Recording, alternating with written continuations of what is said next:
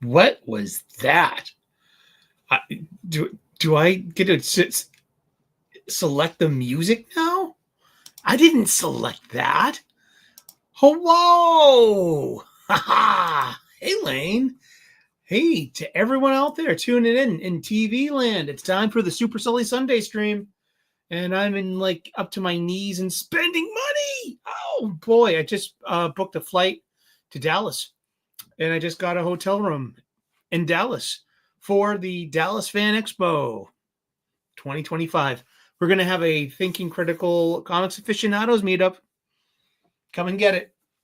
That's right. I'm going. I'm in. And I'm wondering, did my thing go through?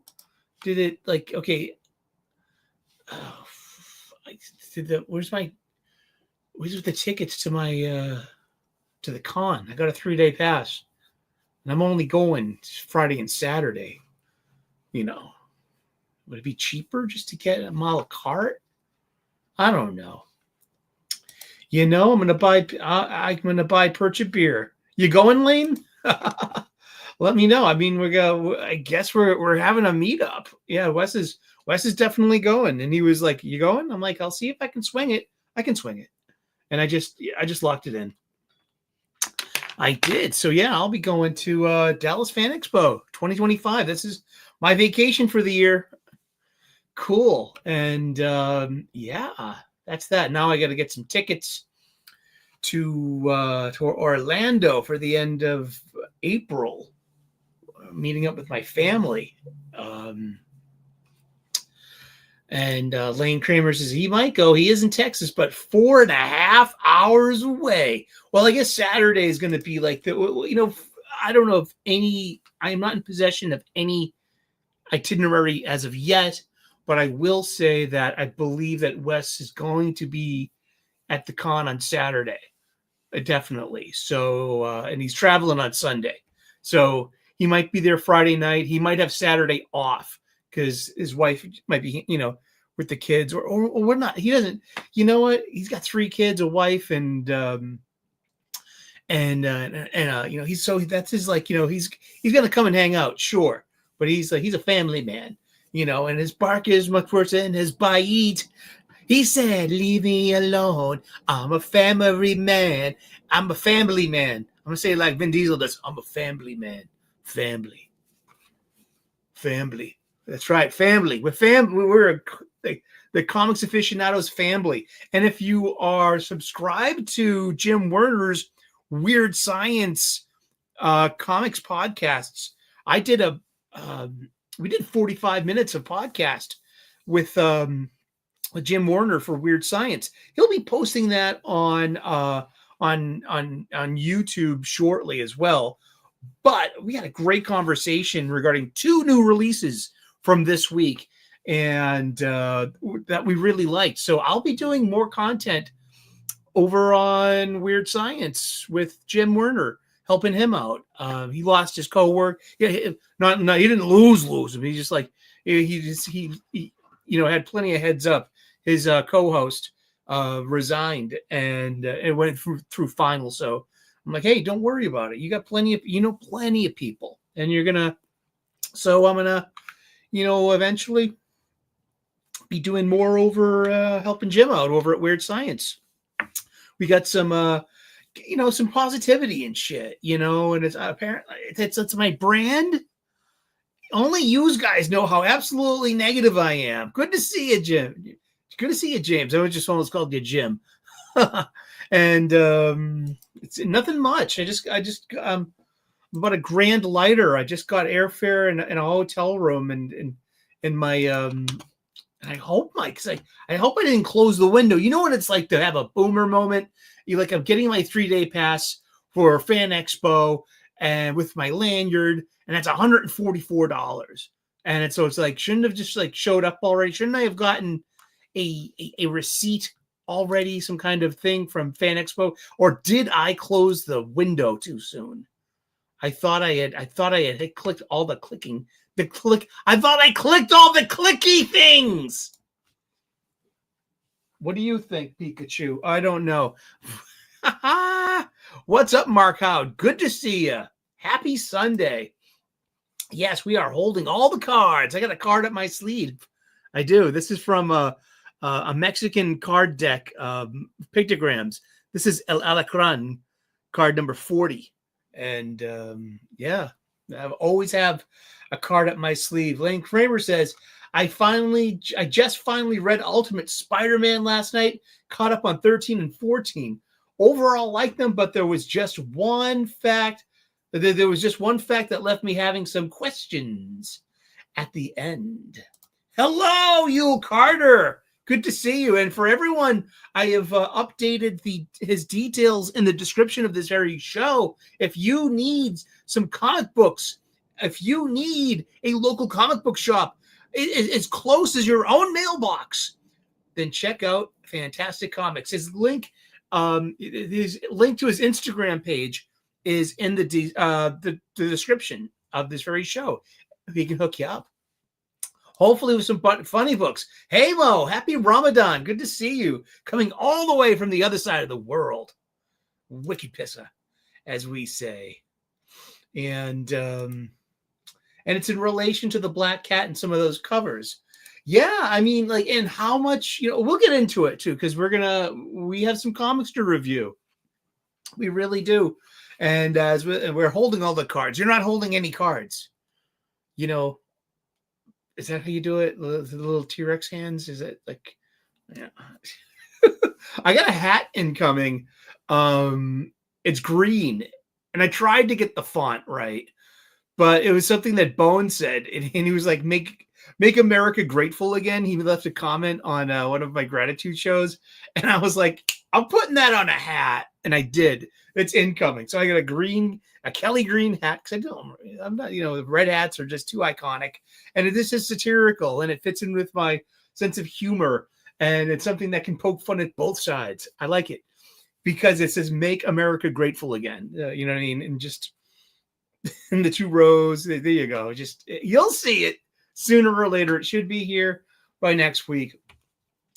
Yes, I'm going to Dallas Fan Expo. I've got my plane tickets booked. I've got my hotel room booked, and I think I've got my passes. And I'm a little bit freaked out because I think I closed the window. I can find out. Still plenty of time to order them again. I just don't want to order them twice. You know what I mean? But yeah, I'm about a grand light right now. But so buttons, as Mo says. This is on my mom. My mom, you know what I mean? She's paying for this. You know what I mean? This is this is one of my treats to myself with finding all the little bits of paper, and you follow up on paperworks and accounts and other things. So the only things I'm really getting for myself from anything that I've inherited has been I'm going to get a sofa for my living room with a pull-out bed. So when my buddy Aaron comes over, it's a nice place to crash. But my vacation to Dallas this year. I'm going to Dallas. I've only been to Dallas once in my life, and I was only there for a couple of hours. I flew in, and then a friend of mine and I, she picked me up, and we drove back to Boston because I was like, that was the plan, Stan. How y'all doing out there today? Good to see everyone. Yeah, I mean, say no to Star Wars. Is it? Yeah, that's what it says. Say no to Star Wars. Yeah, because or bunk information. There's a couple out there. One from one of my Twitter friends, Chris Gore, was saying that Disney was being shopped around, and that was like maybe he's going for the Mike Zero kind of thing and the Doomcock kind of thing. Who knows? But Film Thread is usually a very credible source of information. But I really didn't follow that much into it. I know your boy Zach really got his nose out of joint about that and said a lot of caustic things. And some overlap. But with him and the the people that he defines as the birthday party clowns. You know, you've heard about them. But also Kathleen Kennedy did not step down from Lucasfilms yet. Her contract will run out at the end of this year, I believe. Let's see. I'm going to share some screen. Sharing some screen with you people. What do you mean, you people? You people. Sharing my screen with you people. What do you mean, you people? No to Disney Star Wars. That's right. You know, if there were things to like about it, you know, there are 2 Star Wars comic books that came out from Marvel Comics this week. And if you were watching Wes's Thinking Critically yesterday, we got a little dust up over that. I don't mind. I'm kind of the heel of the bunch. I'm the Roddy Piper. And this is Piper's Pit right here, baby. Let me tell you something. You want a coconut? Take the goonies, stick the goonies up your nose. I love Piper. He was my favorite wrestler. Where am I? Oh, I'm here at Deadline.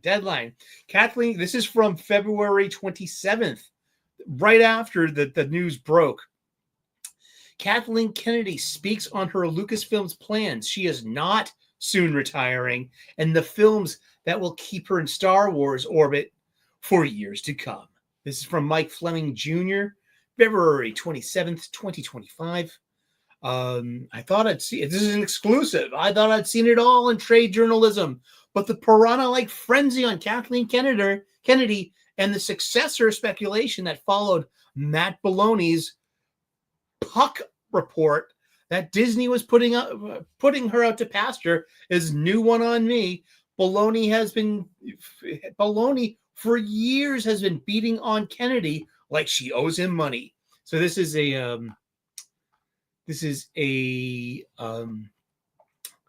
editorial. It starts with I in personal, you know.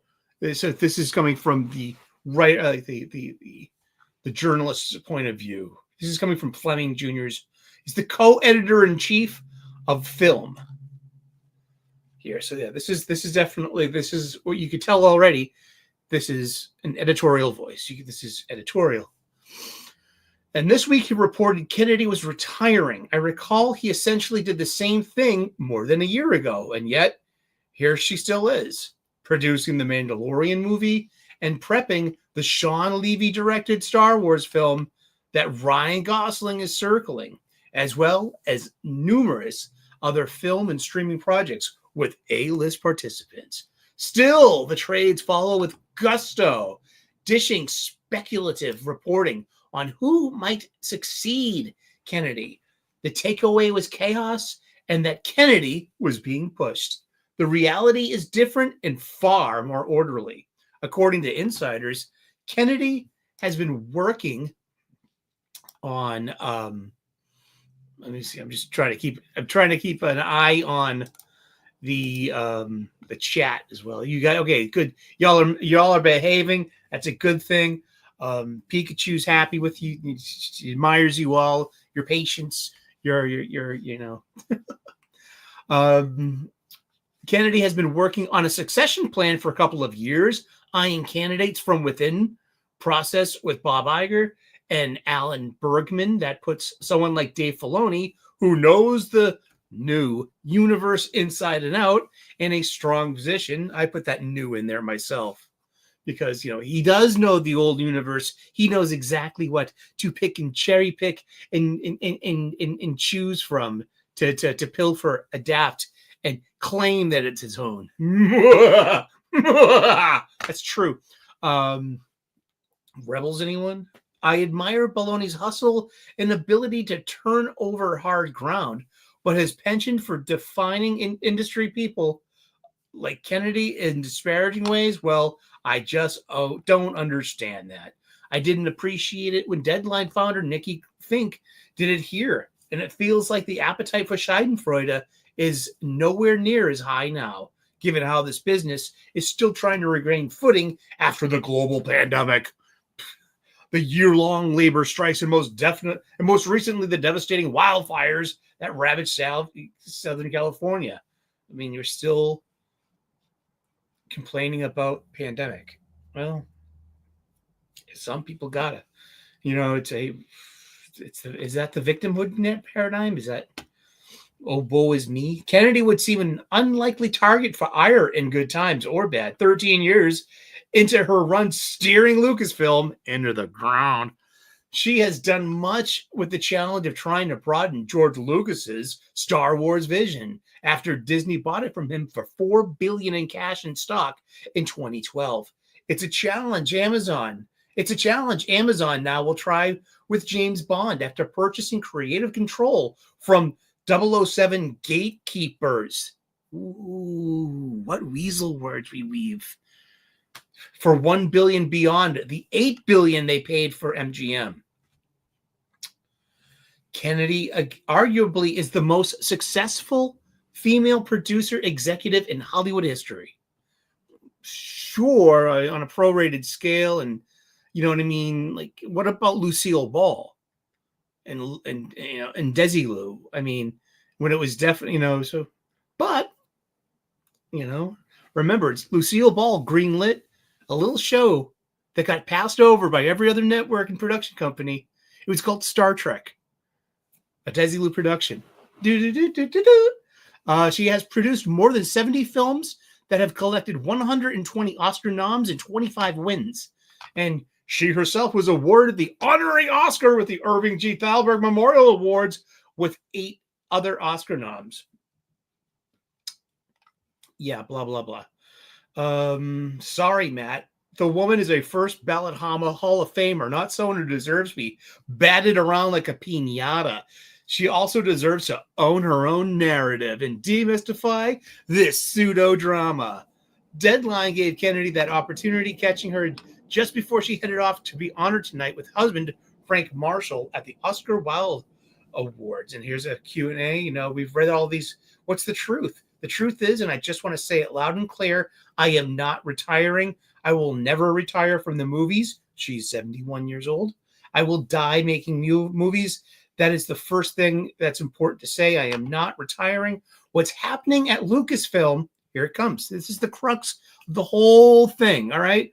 What's happening, and this is Kathleen Kennedy herself saying, what's happening at Lucasfilm is I have been talking for quite some time with Bob and Alan about what eventual succession might look like. We have an amazing bench of people here, and we have every intention of making an announcement months or a year down the road. We are in lockstep as to what that's going to be, and I am continuing. I'm producing the Mandalorian movie right now. I'm also producing Sean Levy's movie, which is after that. So I'm continuing to stay at Lucasfilm and looking very thoughtfully with Bob and Alan as to who's stepping in. So that is all underway, and we have every right to make that announcement when we want to make it. And then the rest of it's just, nice and fluff. That's cool. And where's my there we go. There we go. Yay. Hey, JK. Good to see you today. How are you? Well, yes, because all 3 of those Star Wars movies, and only Solo lost money. And that was it. All the other movies, Rogue One, the other 3 Star Wars movies, they all made money. They just didn't, we all know what happened. But what I'm saying is, okay, I'm going to reiterate what I was saying on Wes's yesterday. So, hi, I'm Eric O'Sullivan, your Reverend Sully here on the internet, here at the Super Sully Sunday stream. So what I'm about to say isn't to defend Kathleen Kennedy. No, we all have eyes. We all know what's going on. We all, we're all on the same page, but except for Hollywood, California itself, Hollywood is its own microcosm. All right. And see, Frank Marshall has been a Hollywood producer since the late 70s and early 80s. Kathleen Kennedy is married to Frank Marshall. So Kathleen Kennedy has been given producer credits on all of these movies, especially in the Spielberg house, So, I mean, quite literally, Kathleen Kennedy broke the glass ceiling. She is the first female Hollywood bigwig producer. They're going to name buildings after her. They're going to name awards after her.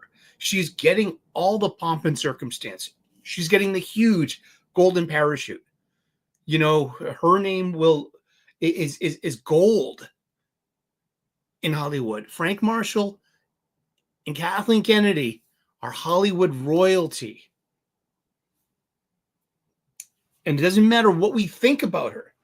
It doesn't matter about our feelings about how she purposefully flooded Lucasfilm with 50%, diverse women, all with this checklist and boxes to check off. All of these head full of academic postmodernism, fresh from the academies in academia.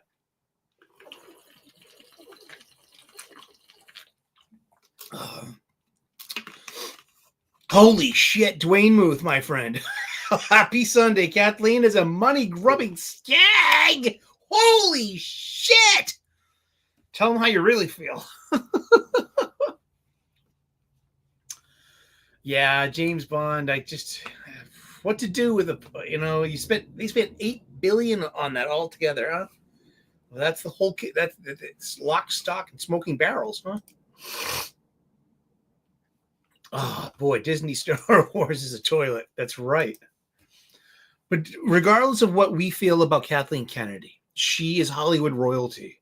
She really is in that town. There's a great Simpsons reference where the Simpsons, a movie comes to Springfield to be shot, and everyone's in on bilking the Hollywood production and getting something out of it. Everyone's got an angle. So by the end of it, all the cast and the crew, they go back to Hollywood and they're like, oh, those people were so mean to us.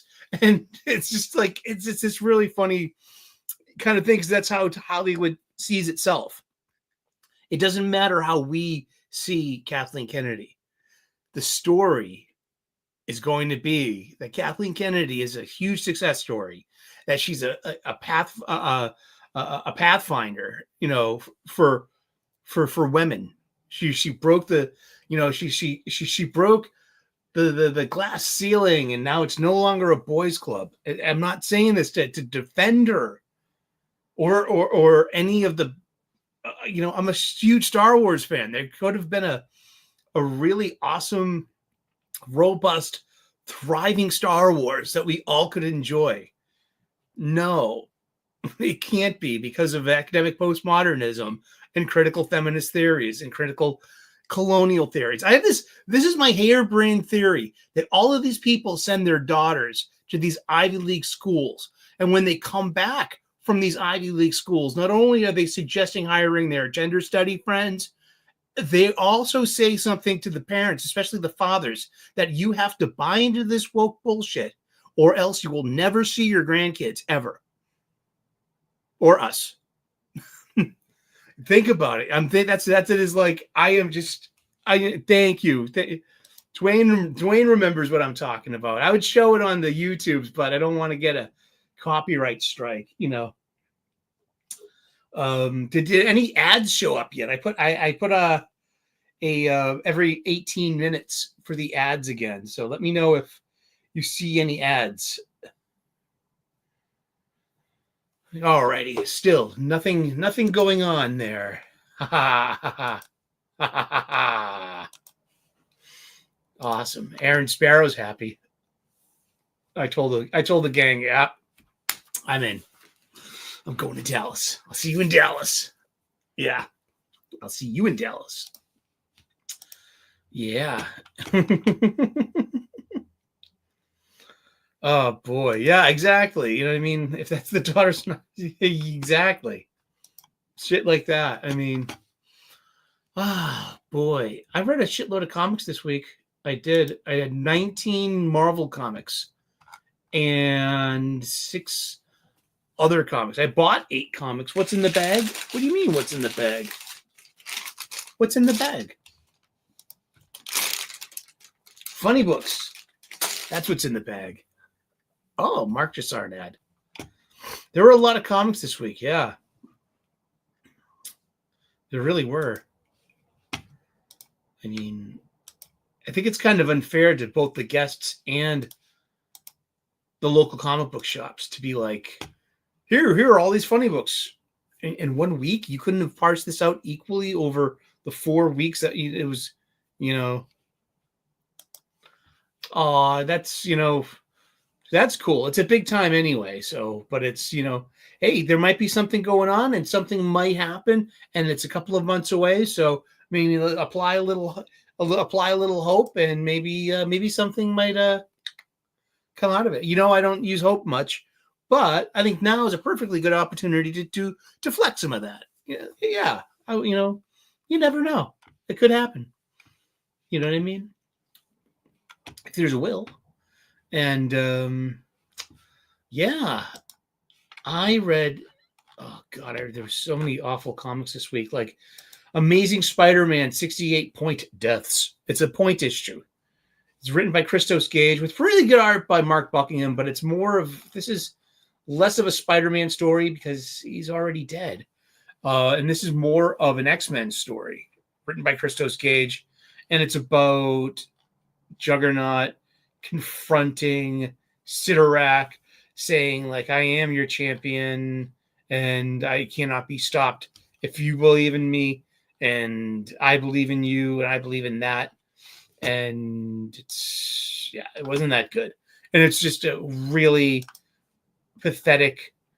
It's $3.99 at least. So it's, at least it's not $4.99. That's what I'm trying to say. And let's see, Blade 5, Red Band, written by Brian Hill. Artist was Federica Mancini, sorry. And terrible book, terrible art. And also it's a Red Band book, so it's supposed to be gruesome. It's supposed to be over the top, and it's not. There are other books that were out this week that are a lot more gory that don't have the Red Band. And, it's kind of odd. Let me just go to Twitter real quick and retweet some of this stuff. Being like, hey, y'all, we got a TV show going on. Come on in.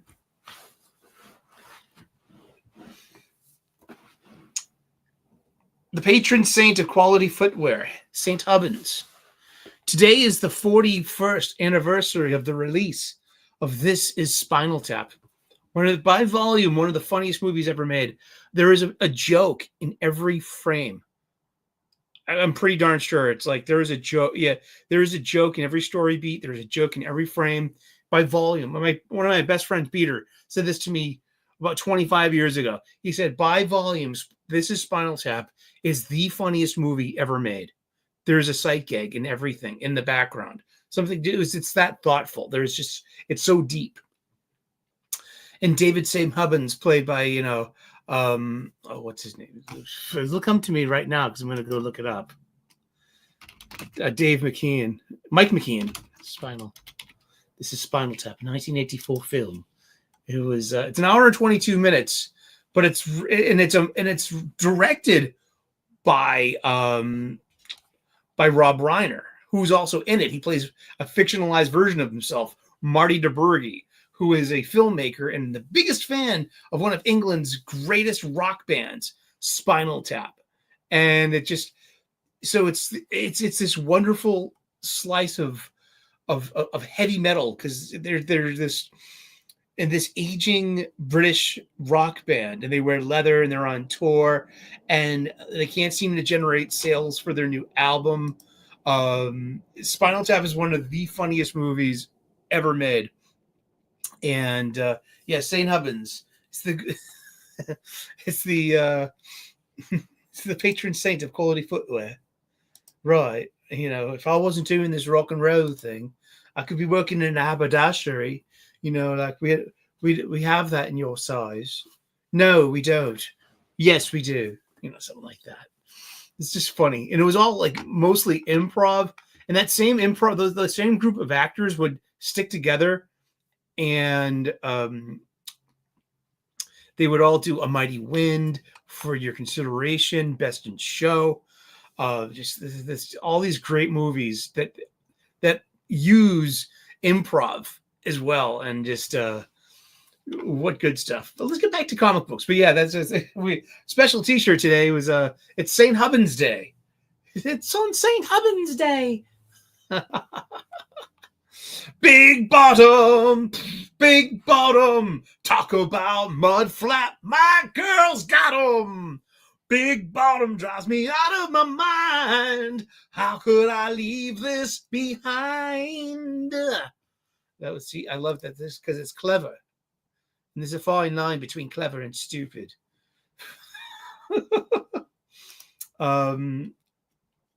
Captain America in Volstagg, issue number 1. Put a pin in that, because that's a good story. And I had a good story behind that. We're going to get to that at the end of the show, though. Fantastic Four number 29, written by Ryan North. It's got the One World Under Doom trade dress. Heck, Ryan North is writing One World Under Doom, and he's been writing Fantastic Four, and Dr. Doom is the Fantastic Four's enemy, arch nemesis, big bad. And this issue is a lot of talking over supper at restaurants.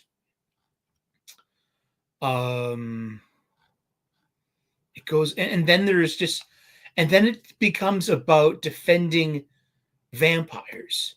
Now, there are vampires living in Marvel Manhattan. Everything that's going on right now spills out of Blood Hunt.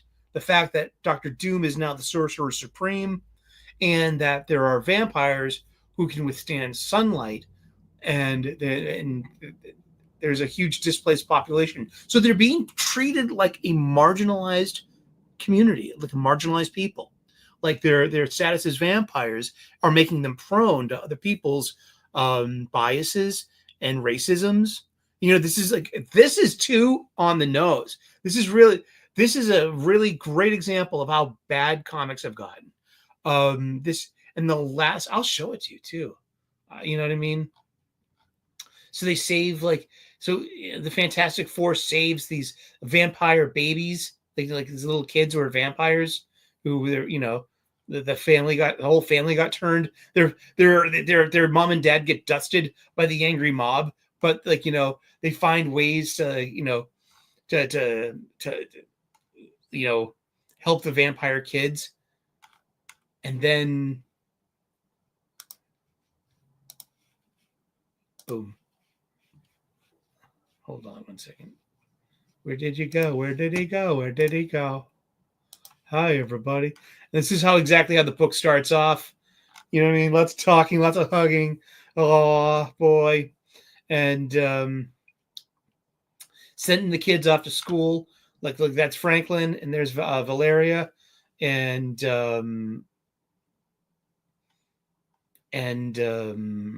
those are Ben and Alicia's adopted kids. One's a Skrull, and the other one might be Atlantean. I'm not sure.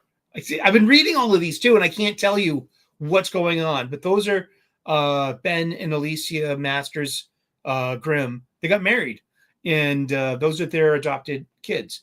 So this is the second generation of the first family, and they look over there and they see, look at this, they're neighbors. We believe in doom, and everyone. This is so on the nose. I think this is really on the nose because people are out there. I've seen more pro-President Trump stuff out there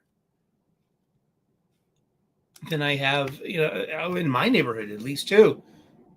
So it's like you're supposed to think like, oh my gosh, I stepped out of my house and look at my at my neighbors. They're oh my gosh, they've been like they're the enemy. Oh wow, hey AL, they're going to see the Shanghai Circus. Wow, James, yes, that is my I've had him for a while, like 3 or 4 years, and that's the Endgame cap. So he's holding a Loft Mjolnir. And I got an actual Mjolnir over there. And Ducky, my first imaginary friend, he's worthy. Ducky's so worthy to hold. Ducky can wield the power of Mjolnir. Okay? Good to see you, AL. I hope you enjoy the Shanghai Circus. That's going to be fun. Awesome. How much are T-shirts? Did they say? I'm just kidding. I got too many T-shirts, dude. I've just been. Oh, I had a really actually constructive weekend. Like, I just moved into my mom's condo, and so I gotta make room for my stuff, which is kind of hard to do because it's like a big purging. Things I'm not going to be giving and donating to a women's shelter, I'm gonna have to throw out. So it's like, and I have to go through every single pocket because I know my mom, and I found a few bucks here and there, which was the point. But it's just like you got to do it, and so I've made I've got 4 closets in this place, and I've reclaimed 2 of them. So I've got more done. I'm really happy with that. Yay! And whew. In my neighborhood's in Quincy, which is it's very working class here. So I've seen a lot of Trump, signage leading up to the election still on there, the flags and stuff.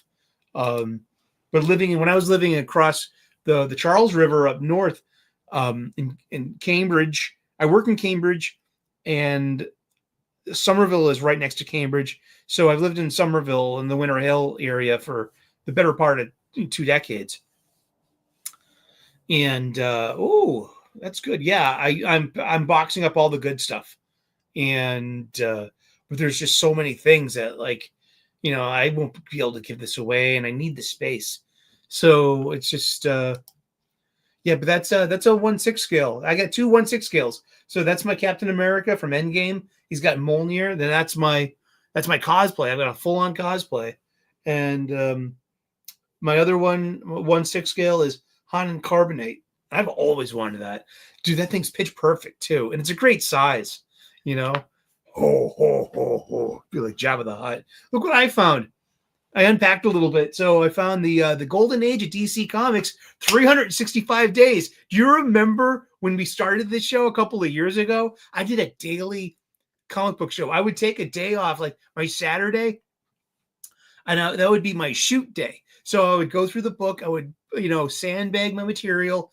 On if I had a holiday, like a 3-day weekend, at one point, I was a month ahead because it was evergreen content. And it was just about opening this book to today's date, looking at some comic book art of an antediluvian age, reading the blurb, and then we would talk about comic books for a couple of moments every single day. It was really good time. And, but yeah, it's right there. There's actually a link to its. Maybe I gotta check those links, make sure they all still work. And but yeah, so I found that, and you got a 1/6 scale delivery coming today. Clone Wars, the ATRT Walker with the ARF clone, the Trooper figure set. Looked like it's going to be 22 inches tall with a figure sitting on top of it. Can pose it full size or compact, and that is the tiny Scout Walker. I think I had a Lego of that. Indeed.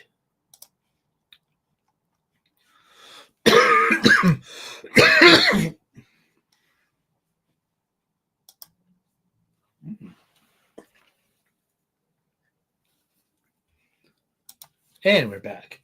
How the ads going? The ads rolling every 18 minutes or so.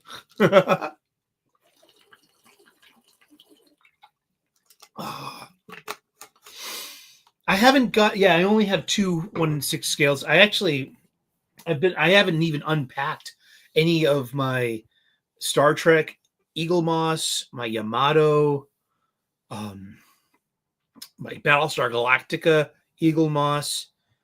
There's so much stuff that I have yet to unpack. Well, because my living room still looks like the end of Raiders of the Lost Ark, even more so now but at least that was part of the plan. Like, the living room will be the last room that gets settled, because I definitely have to negotiate a lifetime of my mom's stuff.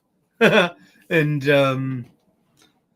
I've only been here, and I only moved in all of my stuff on February 1st, so it's been a month. I've been here a little longer than that, but it's like, that's my story. I'm sticking to it. So yeah, Fantastic Four 29, a little too on the nose. We got Hell Hunters number 3. I'm gonna stick a pen in that, because Helverine number 3 by Ben Percy ended up being really interesting. It wasn't great because there wasn't a lot of action. There's a lot of talking, but there was some real gruesome stuff to this. And that's what I'm saying. It's like, this is not a Red Band book, but it's got Blade Red Band number 5 beat with its gore. But this is more talky. Like, this is like, it definitely issue 3 of perhaps 5. So perhaps this is our Act 2 nadir. And but that's, not a lot of action in this. Iron Man number 5 by Spencer Ackerman. This is a terrible book. And it's funny too, because this must have been written a while ago. Because they're a total, the big bad in this is from Latveria rather, and there's no One World Under Doom trade dress or crossover with that.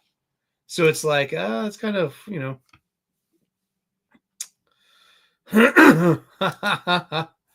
ad break. Nice. Cool. Good to see everyone out there. Yeah, Iron Man number 5. This Iron Man, it's terrible. Awful looking armor.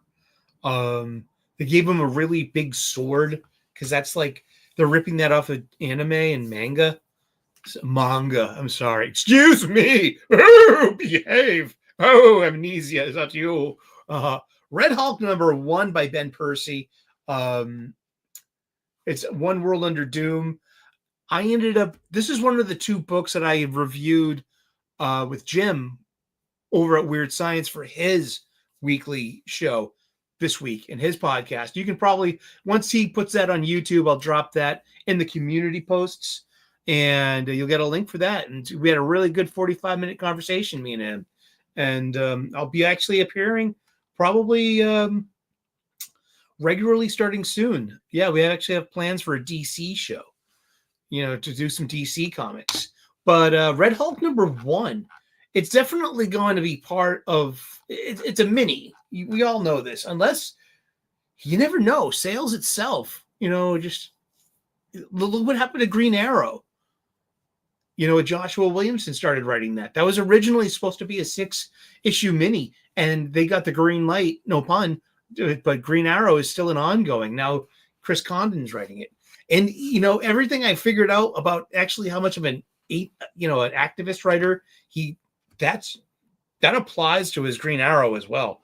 I haven't read a lot of DC comics lately, but because we get Marvel comics here. We're a Marvel house. No, I read the DC comics that I'm buying. I'll put it that way. But Red Hulk is General Ross, and this is great because you had the Red Hulk in the movie with Harrison Ford. But we got some Red Hulk. It's called Think Tank, and it's a really interesting issue 1, because I have this theory. Issues number 1 can go 2 ways. 1, the lesser way, which I think is just, but we get it all the time. It's just inciting incident, world building, not a lot going on. Think Al Ewing's All New Venom number 1 recently. I thought that was a terrible issue number 1, because it's all set up. There's no payoff. Then there's another kind of issue number 1 where it's not a one and done. He leaves on a cliffhanger, but everything in the story is a pretty good story that can stand on its own in a way. This is what we get here in Red Hulk number 1, my favorite kind of issue number 1. We saw this last week too with Joe Casey's Weapon X-Men number 1. Again, good way to start a mini, because these are all basically 5-issue minis, and if they get the reprieve, we would never know. We only find out when they get canceled, right? But Red Hulk, it's Thaddeus Ross, and he's held captive in Latveria by Dr. Doom and the dungeons of Castle Doom. And he doesn't know how long he's been there. He can't Hulk out because he's got a power inhibitor thing around his neck. And he's being kind of tortured by Dr. Doom. This is a pretty good story. I really dug the hell out of it. It's called Think Tank. Okay, that's gonna factor into the story, because so Dr. Doom keeps going into his mind and giving him these hollow suite, the holodeck on the Star Trek: The Next Generation. You get a hologram, but he's doing it magically. That you're gonna be a weapon. You're gonna be Red Hulk in these fantasies, and you're gonna plot out all of these strategies. And I want to know how you think. I want to see how you would destroy things if given this opportunity in this mission. And they're all war games, psychological games, and they're all an illusion. But it's for Doom to see the best mind in military matters, or minds, because in the middle of the night, in the silence of the dungeons, he hears a tap on the wall, and it's Morse code. And it's from someone who's down the hall. And it's the one and only Luther Manning, a.k.a. Deathlock. And then you hear another voice, and another voice. And there's Machine Man himself as well there, too. And so General Ross stages a jailbreak as Thaddeus Ross, using his wits and his limited human strength. And you know what I mean? And then comes the reveal at the end, the cliffhanger. He can Hulk out because he took off the power.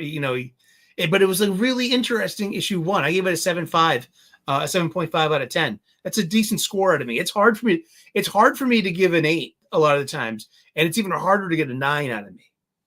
It really is. I mean, 9. There has to be a bit more than a good story to get a 9 out of me. And I treat the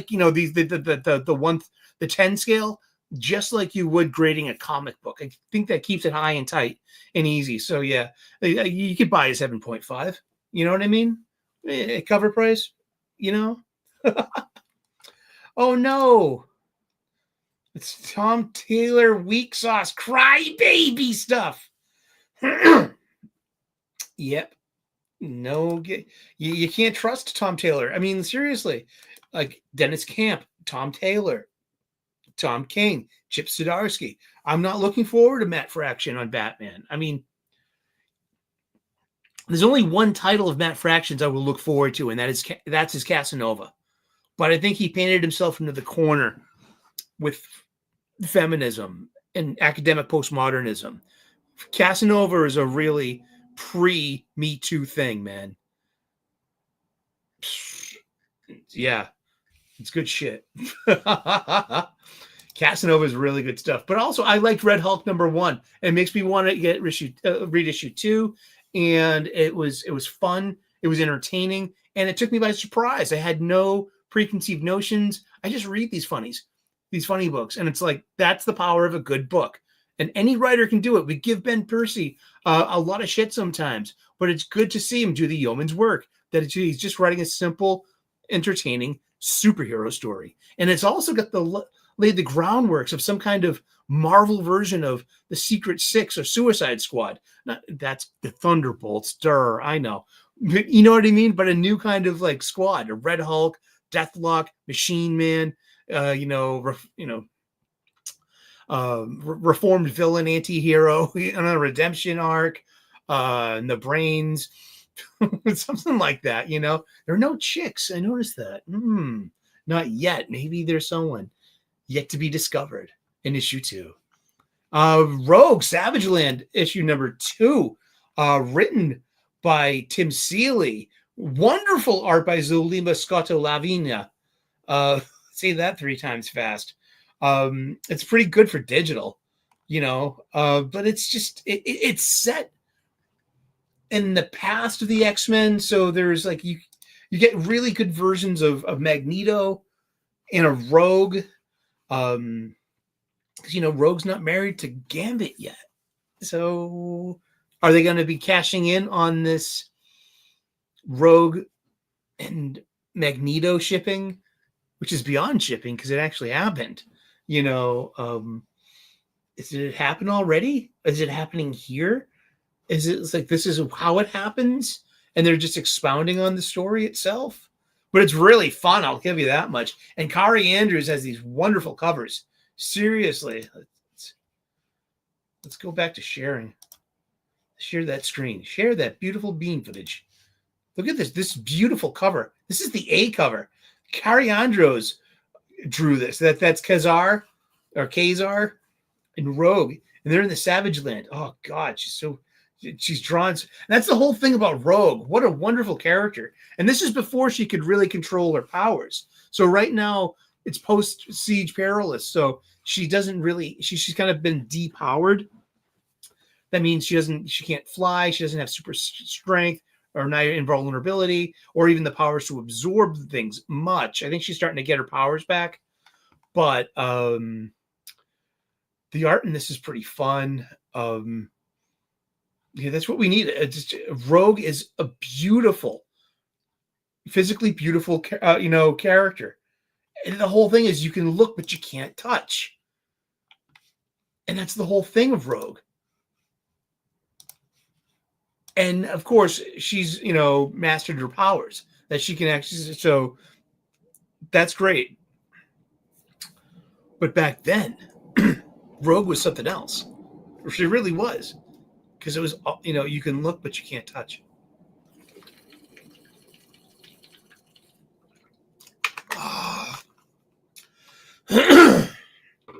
Excuse me. Oh, boy.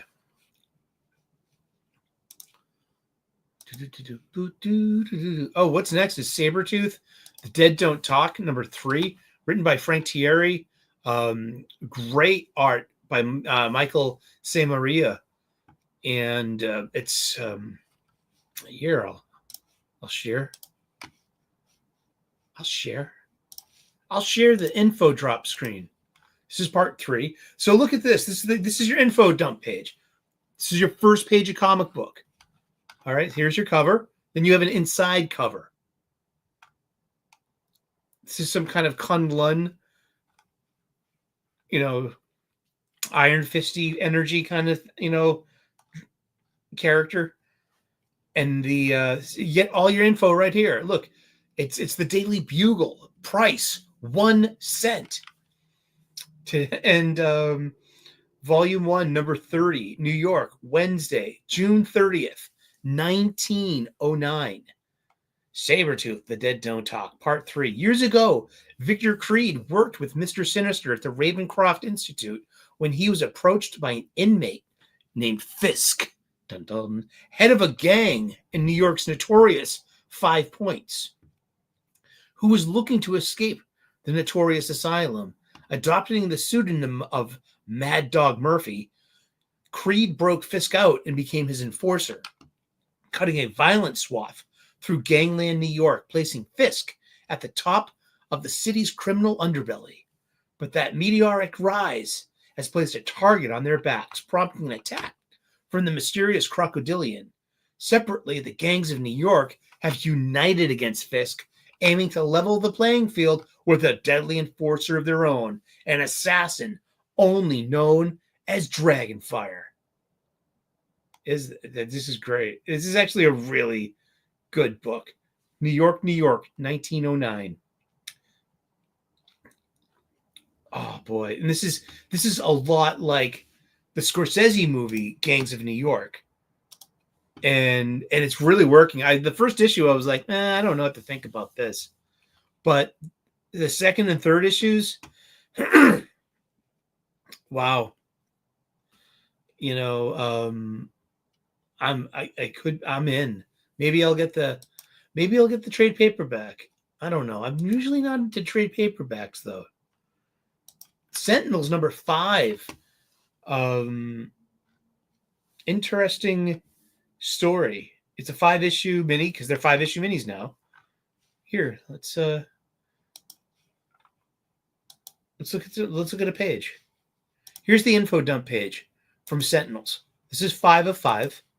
Once created to eradicate mutants, this killing machine technology now falls into the hands of their former targets. But can they be used for peace? Sentinels. We have Lawrence Trask, who's a Trask member, who is like Trask's built the original Sentinel, and it's a family legacy. Lockstep, Drumfire, Sawtooth, those are the 3 Sentinels. And Dr. Karina Ellis, she is the warden at the Graymalkin Prison, which used to be the Xavier School for Gifted Youngsters up in Graymalkin Way in Westchester, New York.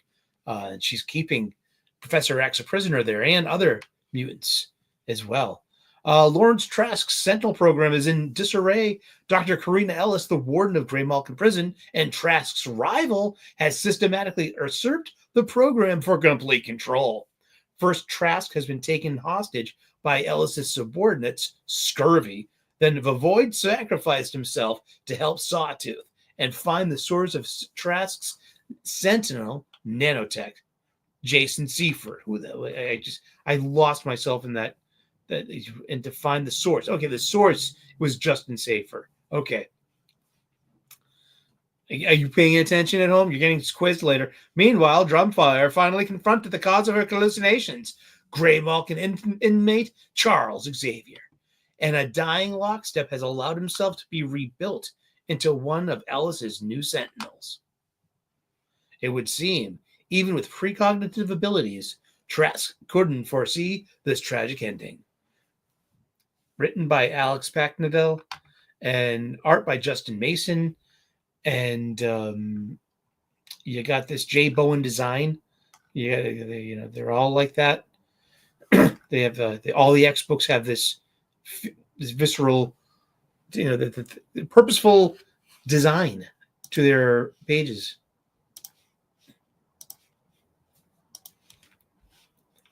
Oh yeah, good stuff. That is how it's done.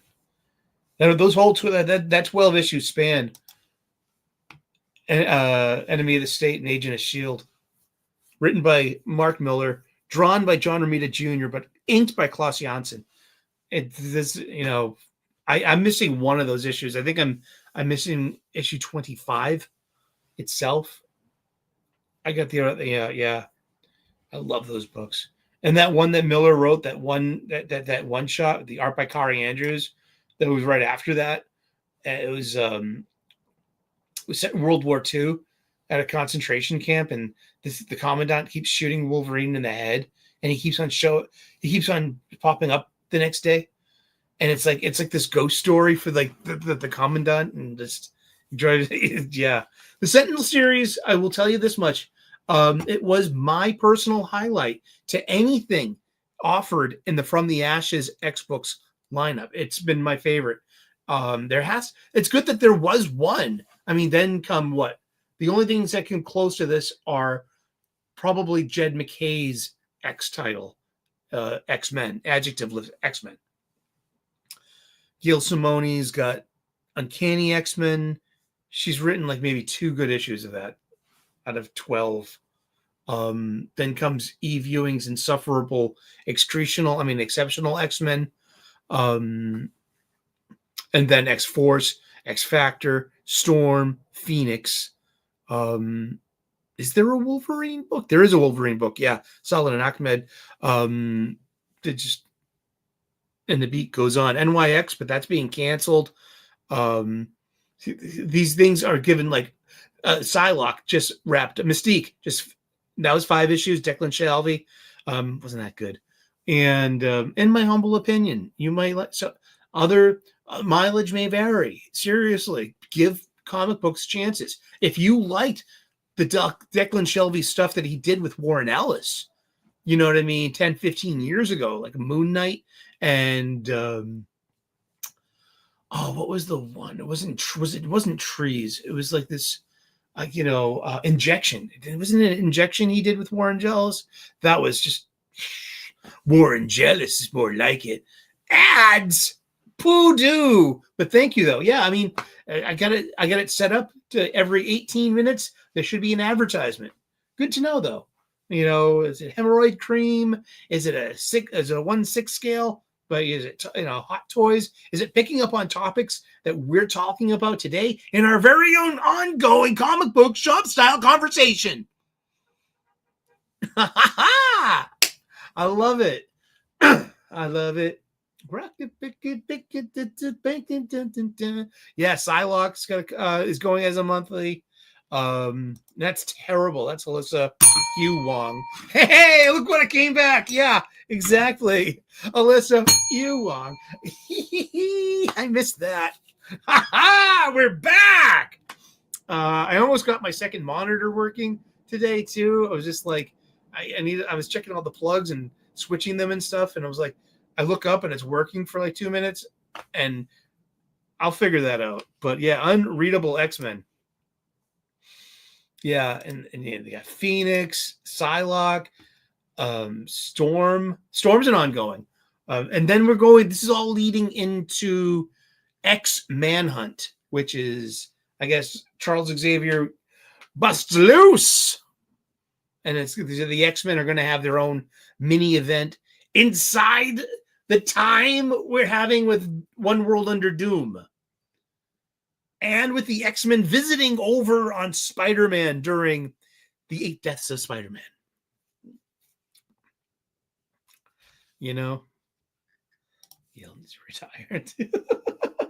Maybe, sir. Maybe. But yeah, Sentinels was okay. It was, yeah. All right. Want to read a Star Wars comic book with me real quick? This is 5 years in the making.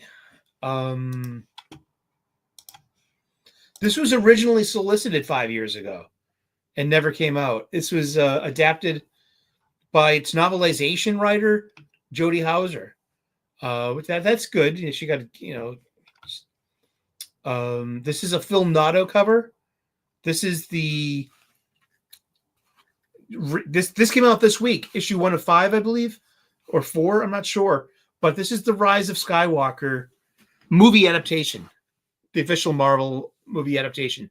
And I've been talking about this for years as a Star Wars fan as well, and some like huge disappointment, because imagine being a comic book collector and having episodes 1 through 8. So you would have 5 Marvel and 3 Dark Horse, but you would have complete movie adaptations. For the past 5 years, you have not been able to complete that collection until now. And this was only solicited 3 months ago. So this came back into play 3 months ago, like when its issue 1 got solicited in the trades. But a long time ago in a galaxy far, far away, Star Wars. I mean, geez, this is like, it's 36 pages. This is what they're quoting here. And this is a $4.99 book. All right. Now it's good that you give in, but it's like, okay, there's a publication. This is a double page spread. This is not on the right-hand side and you turn the page and you see this part of the page.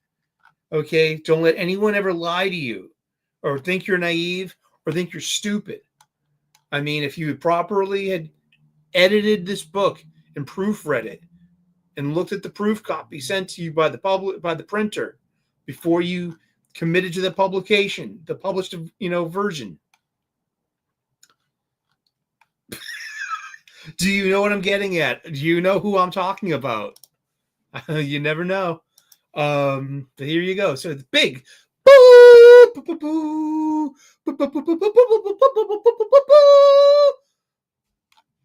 And then comes the crawl.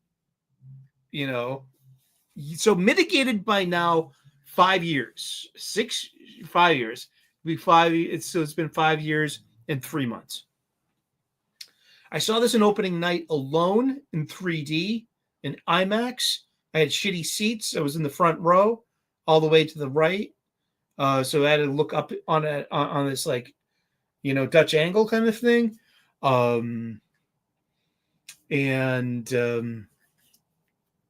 Yeah. And then I saw it a couple of days later with the gang, because that's what we always did. We got all together and seen all the movies together. So good. They skipped the scene with the Sith creature, because that was edited out. There was that creature here on Mustafar, and he went and got the Sith holocron from.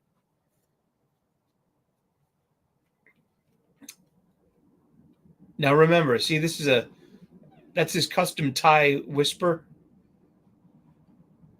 that has a pressurized hull, and has shields, and has a hyperdrive. It's going to come in. That's going to come in handy near the end of the story. Okay. Now, but that's, as an adaptation, it's just very concise,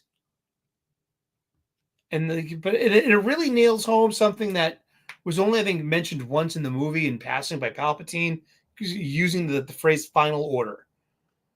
Okay, the first order was just to begin. I'll give you so much more. The Pat side, and everything. I knew it. A final order. Kill the girl and the Jedi.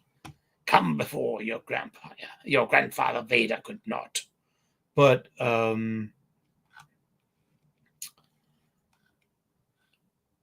here you are. Here's a Star Wars comic book. It's a little bit more palatable.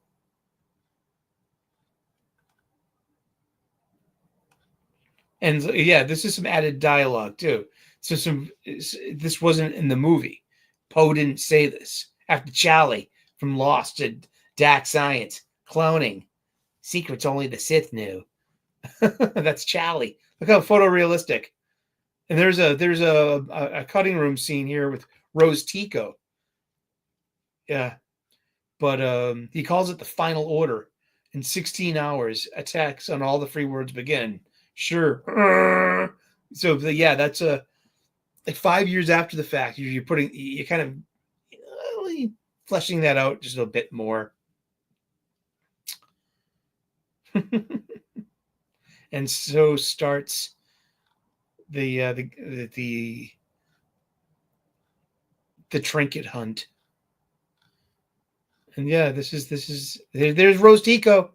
Rose Tico. This is only halfway through the book. Oh, sheesh. Oh, my goodness. Oh.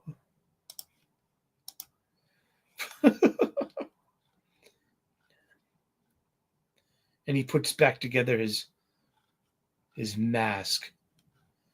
And then this goes pretty deep.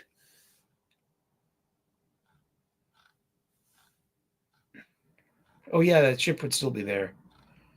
There's Lando. And then they fly now. They fly now. They fly now. Yeah. And this shows at least, wow, it goes, maybe this will be 3 issues. And this is how, she finds the force healing. This is the setup to pay off to force healing. At least you get to see her inner dialogue. It's like the kyber crystals from Luke's saber. The Jedi text showed me how and if I can use my life energy to repair a crystal, I can surely do the same to another living thing. And see, that much insight with Rey made evident in the movie itself would have helped a lot. A lot. And this is what happens. We actually get a fight scene of Chewbacca getting accosted by the Knights of Ren. And there's your psycho girlfriend ruining not one, but 2 of your cars. She's gonna steal his backup, Tie Whisper, and she's gonna set it on fire on Octo Island. Psycho girlfriend. She reminds me of Lisa Left Eye Lopez and what she did to Andre Ricin, like way back in the day. You have no clue what I just meant right there. But that's issue 1 of The Rise of Skywalker. 5 years late. You know what I mean? This is all you get. But I mean, like, I read this novelization. I read it unabridged on Audible. And Jody Hauser has all this, like, oh, she's the first female writer of these novelizations. And she definitely wasn't the first female writer for Star Wars at all, you know, but it was just like one of those box checky things that they could, like, you know, press up, you know, put on the press, you know. Whew, we're having steak for supper tonight with steamed jasmine rice and steamed broccoli with a lemon herb butter. Film at 11. It's gonna be good. And yeah, I mean, yeah, I liked it. That was like this Escalade. It was, you know, I loved it. It was like an SUV almost. Yeah. Well, you know, he had an upgrade, and so did Poe. Poe went from having. I kind of like the orange X-wing, but I don't like the T95 configuration. I like the T80s. I'm just an old school. Did I say that right? It's T80, correct? T80 X-wing. The T85. Okay, I'm thinking the T70 because these are the T85s. Or is the T85 that really advanced one? From that's okay. The T80, the X-wing Starfighter. See, I should know all this. It's T60. The T65. All right, and then the T70. I should know this by now, shouldn't I? Bad Star Wars fan. Bad. To be sure, it came with it's like these $5 supper, side of fresh broccoli, and it's got 2 pats of butter that they make there at the grocery store. So it's just like, you know, like I could buy broccoli, or I can get this broccoli that comes with butter, and I'm gonna put that into the rice steamer. I'm hungry. I really am.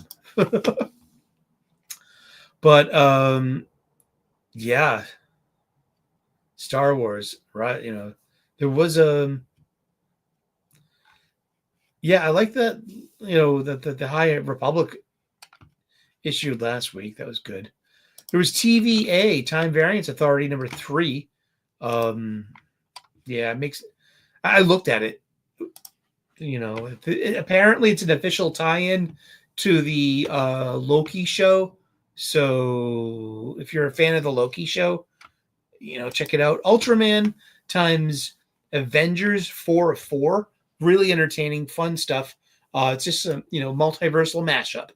And if you like the Ultraman, the Japanese Ultraman, you know, giant robo kind of thing that fights kaijus, you know, it's all you, man. Ultimate Spider-Man 14. Stick a pin in that. Ultimate X-Men number 12. You know, I have a troubled history with this book.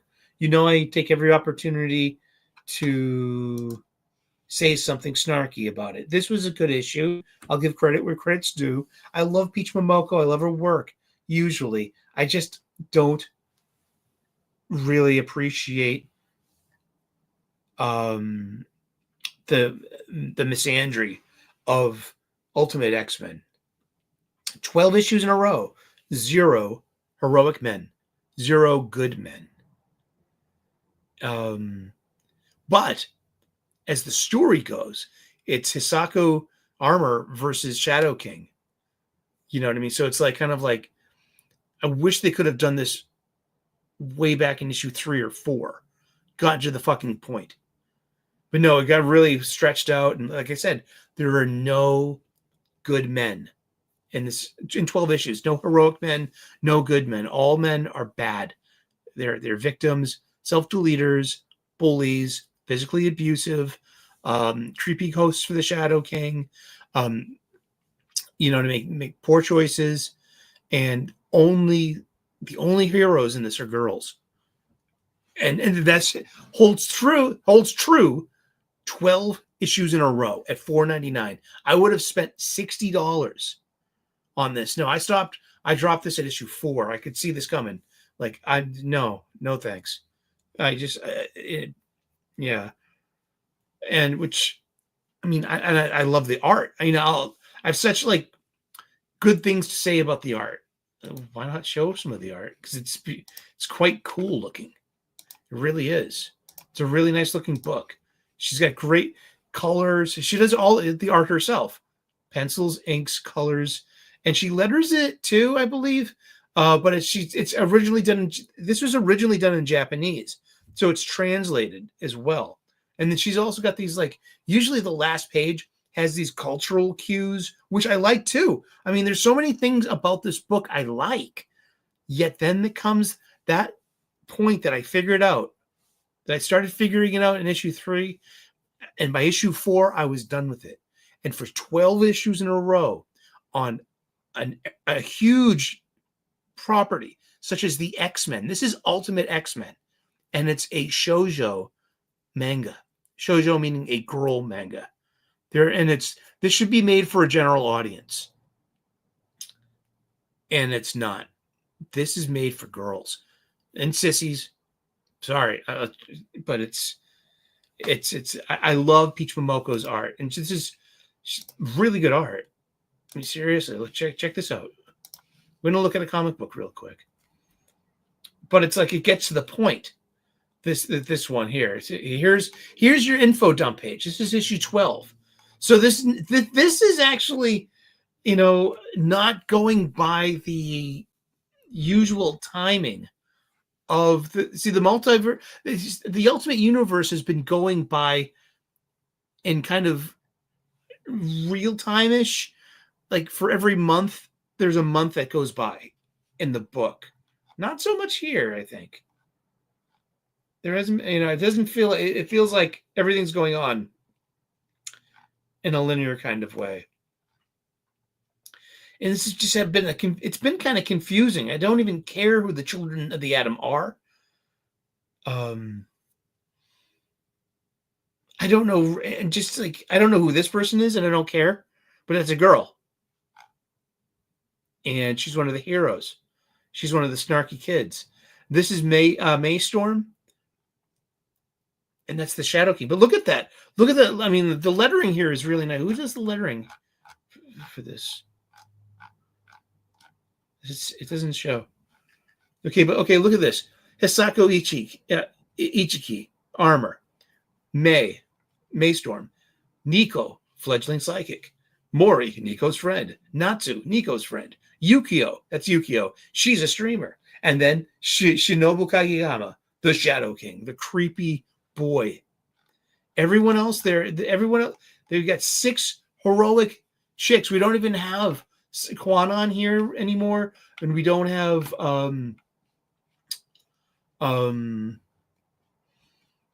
there was another chick too, right? Surge. I mean, and those were 2 other, like, that's 8. That would be 8, like, main protagonist level, and because those other 2 were like chaotic good meets, like, maybe even bad guy. Surge, and because Surge and Maystorm were kind of at odds and fought each other, and then Surge got zapped by Mayfair. I mean Mayfair, but the beautiful art though, great panels. I keep saying this. It's got great pacing, great panels, great color choices too. I mean, this is supposed to be at night, and then it softens as we come out of this psychic realm that the Shadow King fights on and exists in. But just the only thing about it is that little X thing, pin on her uniform. And that's the Shadow King's mom, who's just as twisted. And it's kind of, and then we have like girls. And that's going on.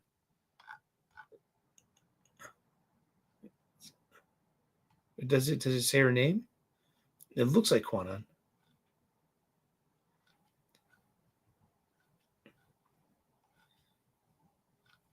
But yeah, it's all, Nico. Oh no, that's Nico. It's not Quanon. Because they both have purple hair, right? Girls. And then creepy boy. Great color, great art. Talking about the self-deletion friend here who made of love, oh, yeah, this is so creepy. And there are no heroic boys. All the boys are victims and bad and creepy. And now, but this is coming down to like final battle between our hero and our villain. And look at that art. Look at the creepiness of its macabre, and this is really good. This is what Peach Momoko does. Great horror. And this is like the lexicon. This is some kind of cue. The legend, the Testament of X. It looks like we have a Wolverine and an Iceman and a Beast and a Colossus and a Banshee, and there's Beast. And like so there's something going on here. Writer artist Peach Momoko. Letterer is visual calligraphy is Travis Lanham. But yeah, I mean, this is there's your indicia. That's 12 issues of this. It's going to go on 13 issues of No Heroic Boys. How does that make you feel, huh? Hey, Lord Thoth, good to see you. Welcome. Yep, we're having ads every 18 minutes. Aha. Yeah, I mean, but it's also like I could be meaning that literally, and I could be meaning it also kind of maybe very figuratively as well. But by definition, it's for girls. Shonen is for boys. Shoujo is for girls. And this is most definitely Ultimate X-Men is for girls. Ultimate Spider-Man, we're going to get to it. West Coast Avengers issue 4, written by Jerry Duggan. This is not a very good book. It ends kind of well because Duggan he knows how to tell a story. I just don't like the characters he's been given and the situation. It's just West Coast Avengers. And you got Tony Stark in his old Silver Centurion armor, but he's also in Avengers and he's also in Iron Man.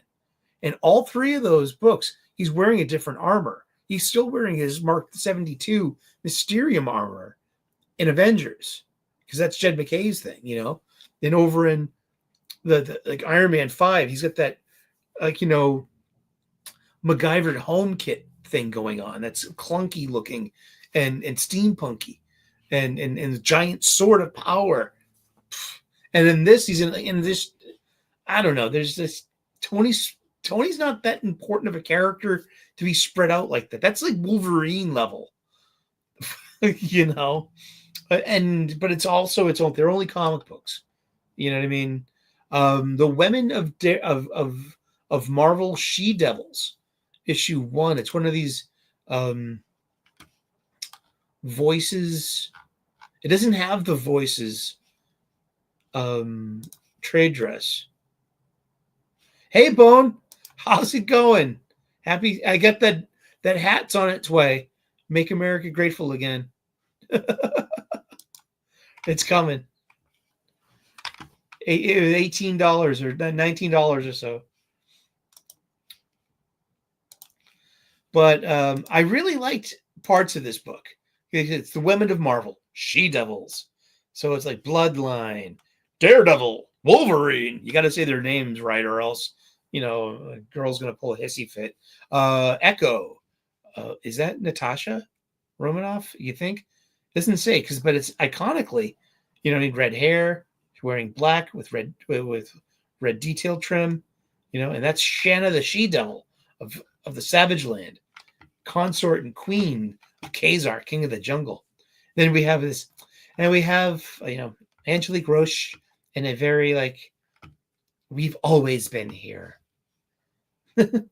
And, mentioning all the, Mary Severin, Louise Simonson, and Mary Jo Duffy, and Janice Chang, and Glennis Wine, and Bobby Chase, and what about Ramona Fraden, and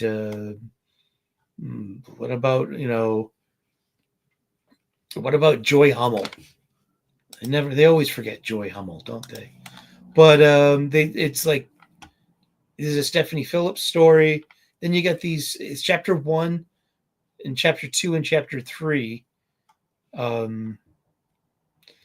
So chapter 3, Things My Father Definitely Didn't Teach Me, by Allison Sampson. Story, pencils, and inks, with Chris Peters on colors. That's the one I want to focus on. We're just going to, it looks very, very drawn on tablet. You know what I mean? Competent stuff. That there's nothing wrong with that. Then we got chapter 2. We got Bloodline training with Daredevil, hanging out with Wolverine, and Bloodline's having dreams later on about Elektra, and Elektra is possessed, and or is it a dream? And then Wolverine shows up. And remember, I have to use their names or else I'm going to get in trouble with the feminists. But then comes this part 3. Things that my father definitely didn't teach me. And I love the art in this. It's very much, this is once again, this isn't the right side of the book opening up to the next page. This is a 2-page spread full of, sequential panels that are read left to right. But it's continuing the dream sequence from the last chapter with a different writer and different artist. But I really dig the color choices. I really dig the art in this and the panels. This is very like Vertigo, early 90s to me. It's very trippy. It's supposed to be. You know what I mean? This is very artsy. I mean, this is Bloodline. Bloodline is Blade's daughter. She's a vampire hunter. And but this art is out of this world, man. I love it. I'm really digging the hell out of this. This is really artsy. See, and I didn't buy it, but see, once again, here you go. See the center there? I mean, that's supposed to. And then it lands as an ending. They snap out of it, out of their dreams, and they're like, "Oh, we survived this kind of experience." And then they haven't. It just ends, and sure. And look for Bloodline and Avengers Academy, Marvel Voices Infinity comic at Marvel Unlimited. That's where you can find Bloodline. Ain't that cool? But yeah, that was. Like I said, I really liked the end of that book there. Yeah. There you go. We had to ask them to put their clothes back on, please. No one wants to look at that. Oh, please. What else did I read this week? X-Men number 12 by Jed McKay. And it's okay. It turns into an Alpha Flight team up. And they save the day. And that's about it. And so, leading us to what's in the bag. That's right. What's in the bag? What comic books did I buy this week? I ended up getting 8 books. It was a heavy week. I spent almost $40. 6 of these books were on my pull list, and 2 of them I bought off the shelf because I wanted to buy them. Let's start with that one. It's issue 2 of 2 for $6.99. It's Mike Barron's Badger. and I'm just happy to see him in the comic book shop. I got issue 1, so I was happy to get issue 2, and it's just it's a decent story. I like the art. I mean, the art's pretty just spot on. It's like an old adventure story. It's competent adventure hero tales, you know, with decent art, and you know, and just like then you got Badger, who's got like these partial animal powers. I don't even know what his power set is. I don't care. But this is like an 80s movie, and it's pretty fun, and it feels that way. And it's just I'm really glad I get to support Mike Barron once again in floppy format. JK, so much. Have a great day. So good to see you.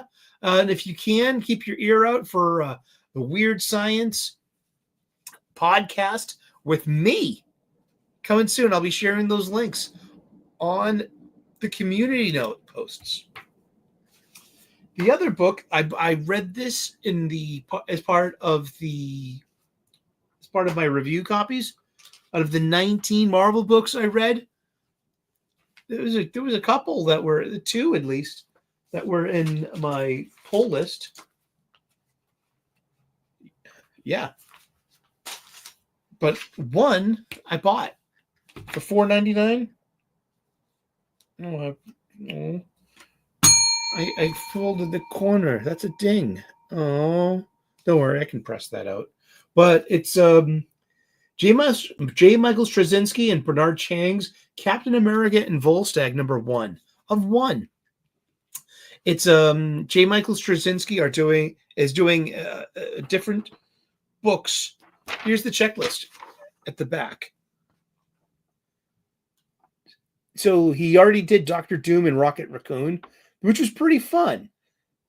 So he's got Nick Fury versus Fin Fang Foom. He's got the Hulk and Doctor Strange team up, Ghost Rider versus Galactus, and Spider-Man versus the Marvel Universe. And this is a series of one-shots written by J. Michael Straczynski with different pencilers and artists on every issue. And they're just telling these unbelievable matchups, these Marvel team-ups with either teaming up or versus.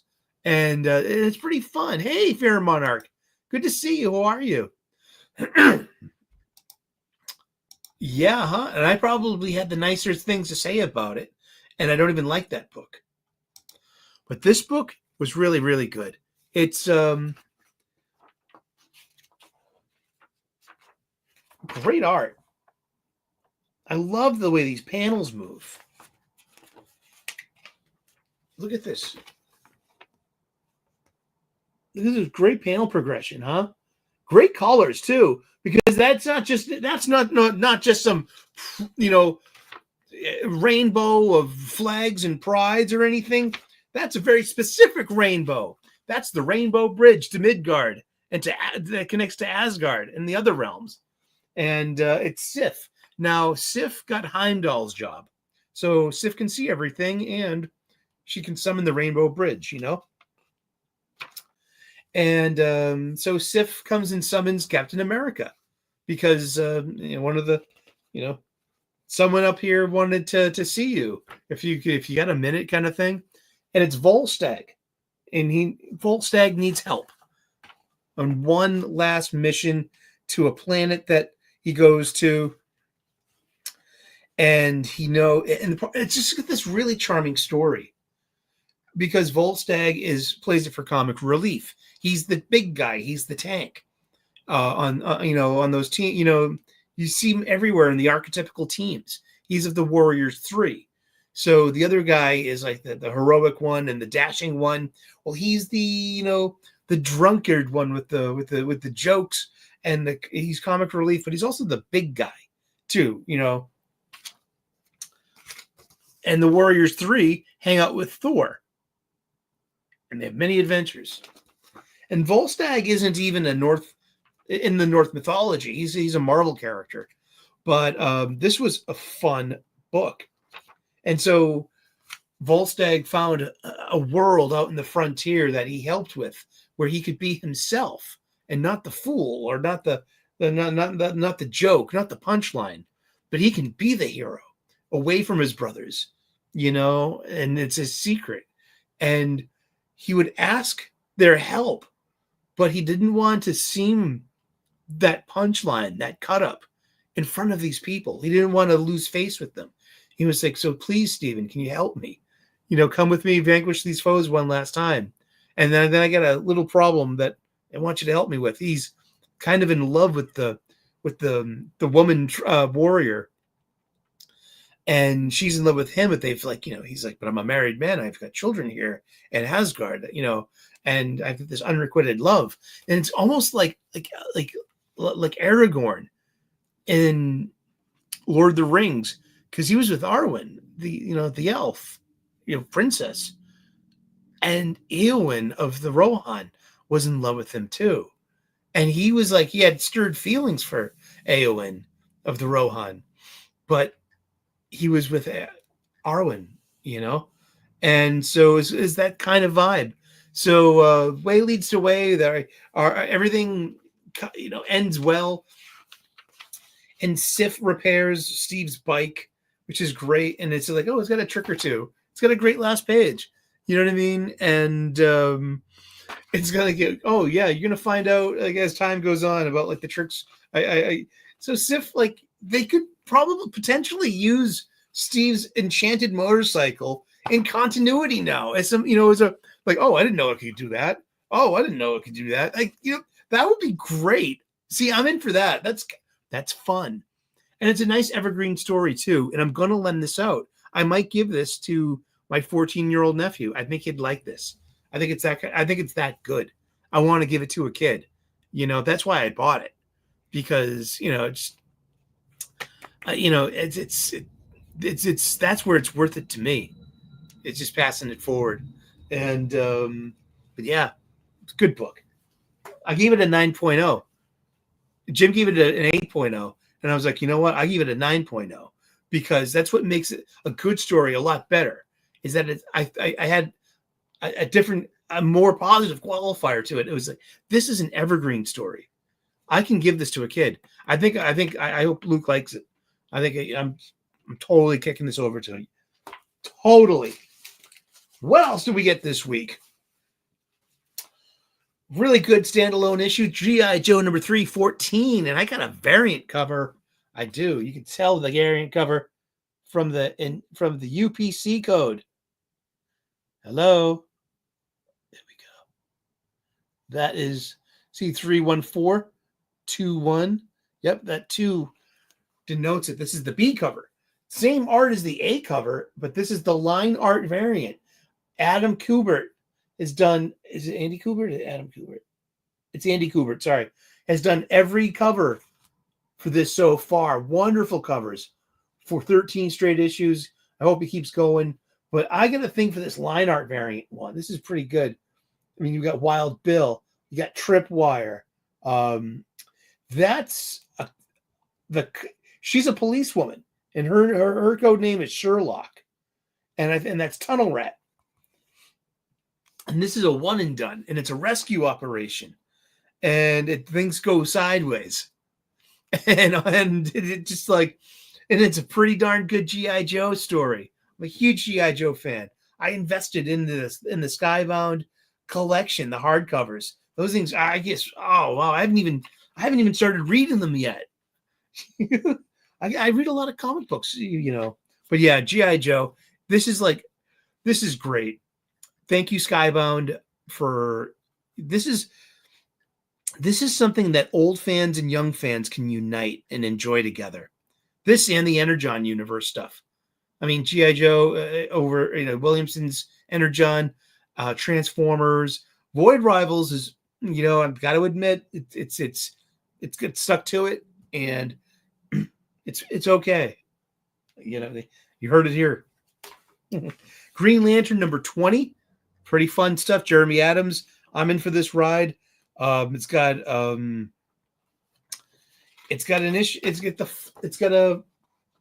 preview of Absolute Flash, of whom it appears See, that's a 2-page spread. Look at that's a splash page. How did he get his powers? We'll find out. All this and more. And then, yeah, this is good. This is good stuff. Great art. Actually, we've got a fill-in artist. We got some random red fight with Hal out there and somewhere. We got Kyle and Superboy. Yeah, Jack Herbert. Get Kyle and Superboy out there, and on some kind of space. It's fun. Whatever. It's Green Lantern. I've been reading it since issue 1. I got all the one shots and tie-ins, and I'm a Jeremy Adams reader. I'm also into Superman. This is Joshua Williamson. He's been on this book for 2 years now, and I've been with them every issue, and I like it. Yeah. Ooh. I have that. Where did you go? You're up there somewhere. Oh, there you are. This came with my box set there. This is issue 21, Silent Interlude. This is an Andy Kubert cover. It's foil. And yeah, see? G.I. Joe, a real American hero, 21. Ain't that cool? Yeah. Hama, Leohola, and Russo's. Larry Hama drew this.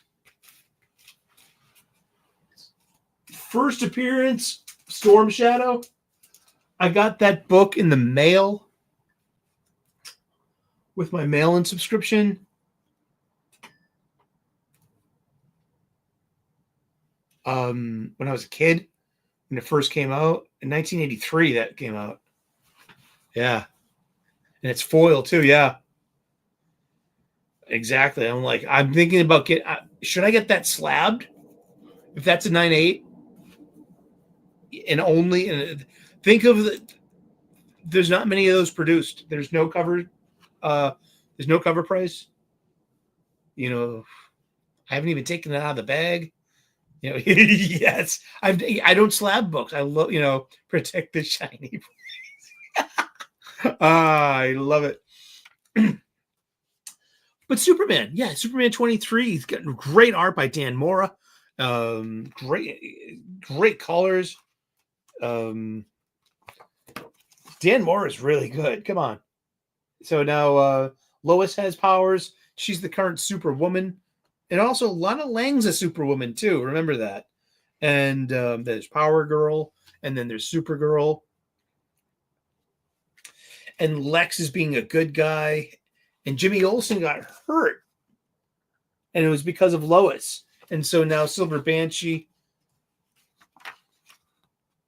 is has got a grudge with Lois. And you know what I mean? You have your first arch enemy.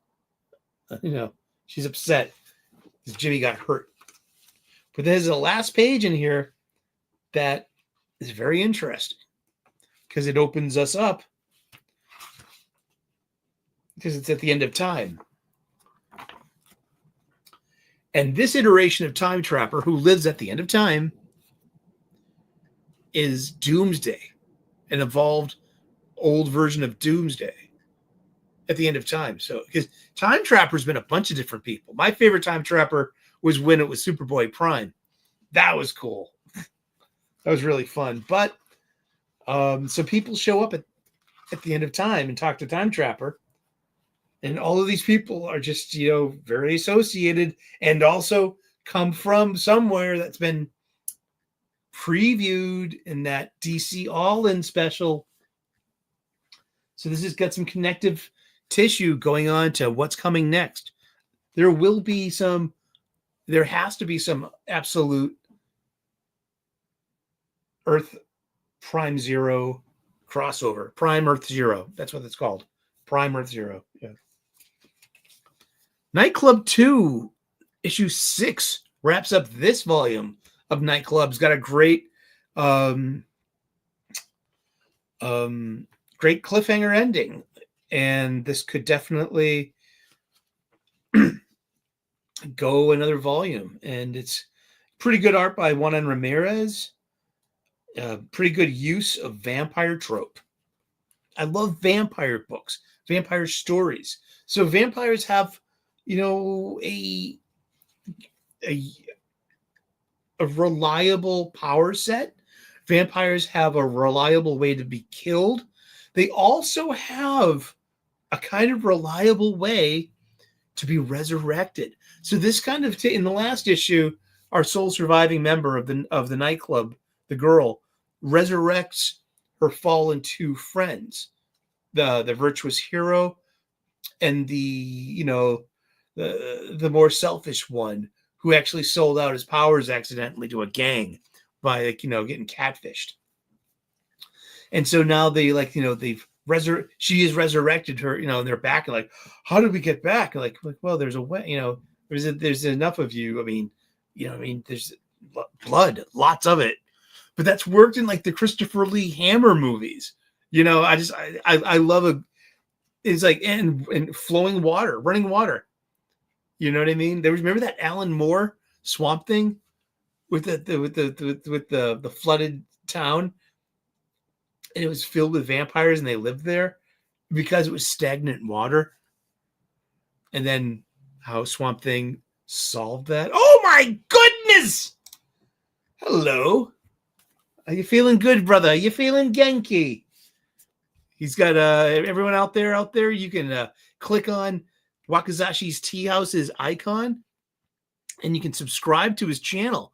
I'm also a member there too, and I got his him and Jim Werner of Weird Science. They do a weekly Grant Morrison show, and I get early access to that. So I listened. I was hanging out with you and Jim earlier. Listen to you talk about Invisibles Volume 2, issue number 3. Good stuff. I'm doing well. I'm feeling Genki. After this is supper, and I'm having steak tonight. And yeah, dude. And Yo, Gray, what is up? Love this book.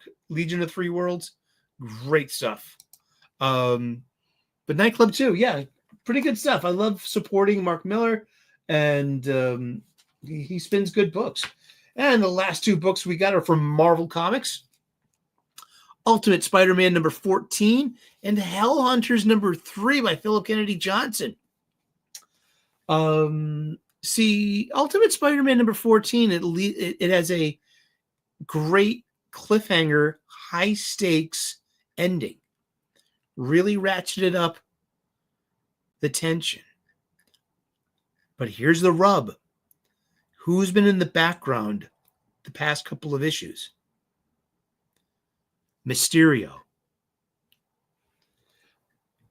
Do I trust what I'm seeing?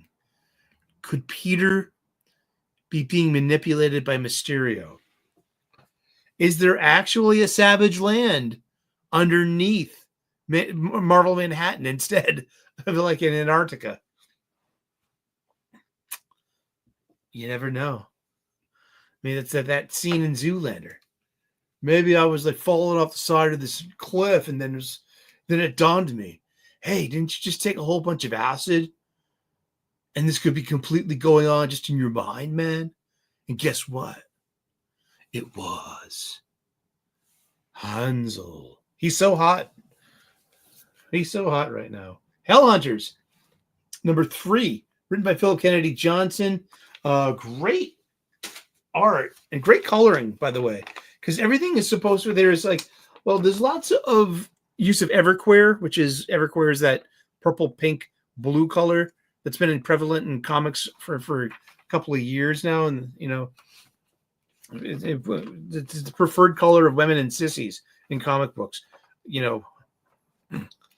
have an old man Matt Murdock by Charles Soule with art by Steve McNiven.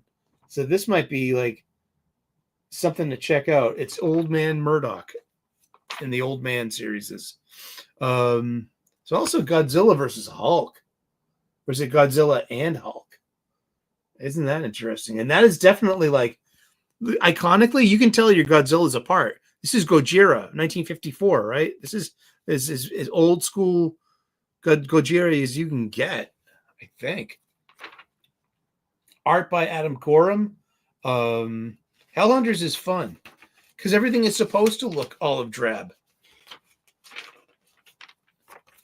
Because you're supposed to, you're in the army now. It's a World War II show. But look at when Captain America shows up. Pop! I love that. You turn the page and boom. And look at how colorful he is. I think that the coloring says it speaks for a lot that's going on right here. I love it. And then Bucky. 15-year-old James Buchanan Barnes. And there was like this great kind of like Silver Age adaptation of the story of Bucky. Like we find out like this was not Golden Age mythos. This didn't happen in the old timely comics during World War II when you had Captain America fighting, Axis, forces. That Bucky was hired specifically to, just to indiscriminately kill who Cap wouldn't. And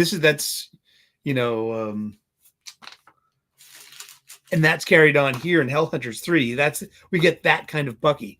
My top comics from this week, I'll tell you, my top are Captain America and Volstagg #1. This wonderful comic book. It's a real evergreen story, and I'm looking forward to giving this floppy to my 14-year-old nephew because I think he'll like it. It's that kind of story that I want to share. It's really good. And G.I. Joe 314. It's a standalone story, which is great because it follows what like Larry Hama used to do, like way back in the day.